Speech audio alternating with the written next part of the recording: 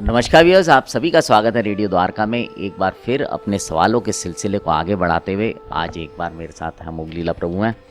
प्रभु जी, आपके जवाब से प्रश्न आते रहते हैं, लोग पूछते रहते हैं।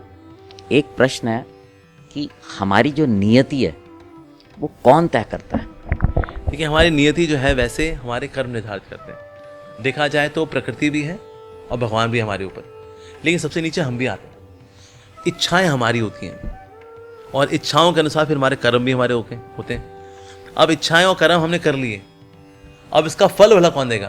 प्रकृति, नेचर्स लॉ।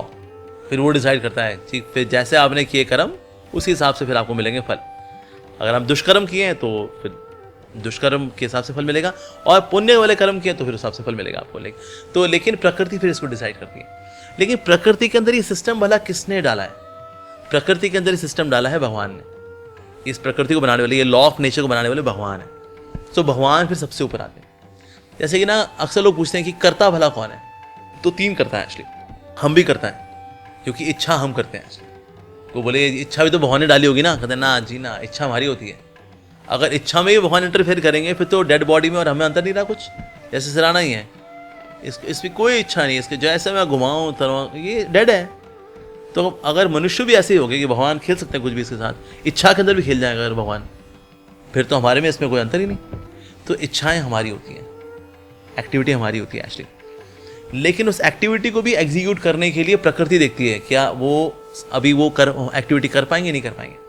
क्योंकि कोई एक्टिविटी करने के लिए इच्छा भी होनी चाहिए, वो व्यक्ति भी होना चाहिए और वातावरण भी होना चाहिए। तीनों होने चाहिए। अगर इनमें से एक भी नहीं है तो वो चीज़ नहीं हो पाएगी। जैसे मान लो कोई स्त्री जो है के प्रति को आकर्षित होता है कोई पुरुष, तो स्त्री भी है, व्यक्ति भी है, उसमें इच्छा भी है और वातावरण, तीनों चाहिए। वातावरण ये लोग आ रहे हैं जा रहे हैं तो कहते क्या छेड़ेंगे यार, लड़की को छेड़ेंगे भाई। इच्छा तो है, वातावरण भी है, लड़की ही नहीं है तो भी कुछ नहीं हो पाएगा। क्या वातावरण भी है, लड़की भी है, लेकिन इच्छा ही नहीं है, कहता माता जी है तो हरे कृष्णा माता जी, फिर भी कुछ नहीं होगा। तो इसलिए तीनों होने होते हैं। तो कर्मों के अनुसार फिर आपको कोई भोग या दुख जो मिलना है, सुख या दुख मिलना है, उस हिसाब से तीनों ही मिलने होते हैं। Like that. कभी कभी कर्मों के जो फल हैं वो आपको मिलते हैं ना ड्यू कोर्स ऑफ टाइम। जैसे फॉर एग्जाम्पल मैं मारा किसको चपैट, पलट के उसने भी दे दी चपैट, तो एक्शन रिएक्शन इमीडिएट हुआ। मान लो मैंने मंजन नहीं किया, कहता है छोड़ यार नहीं करते, एक आध हफ्ता मंजन क्या कोई दिक्कत नहीं है। एक हफ्ते बाद फिर आपका दर्द हो जाएगा, यहाँ पर कीड़ा पड़ेगा आपका, पक्की बात। तो रिएक्शन आने में एक हफ्ता लग गया। बिजली का बिल नहीं दिया आपने, एक महीने बाद बिजली कट। तो इसलिए रिएक्शन आने के ड्यूरेशन अलग अलग हो सकते हैं, तुरंत, एक दिन बाद, हफ्ते बाद, जितना भी लाइक दैट। तो ये कौन डिसाइड करता है? ये प्रकृति डिसाइड करती है। पर प्रकृति अल्टीमेटली किसके अंडर में है? भगवान के कंट्रोल में।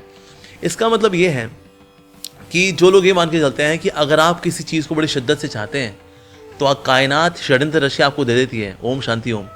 सर नहीं सर, कायनात इतनी वेली भी नहीं है कि हम जो है बस शिद्दतें करते रहें। कायनात बोलती ले भाई तूने शिद्दत इतनी रखी, ले ले ना जी ना। एक्चुअली लॉ ऑफ अट्रैक्शन के ऊपर आता है लॉ ऑफ कर्मा। अगर लॉ ऑफ कर्मा के अनुसार कोई चीज आपके प्रारब्ध में नहीं है, आप करते रहो, इच्छा मांग करते रहो, मेरे को मिल जाए, मेरे को पैसा मिल जाए, यश प्रसिद्धि मिल जाए, वो फला फला लड़की या लड़का मिल जाए, नहीं मिलता।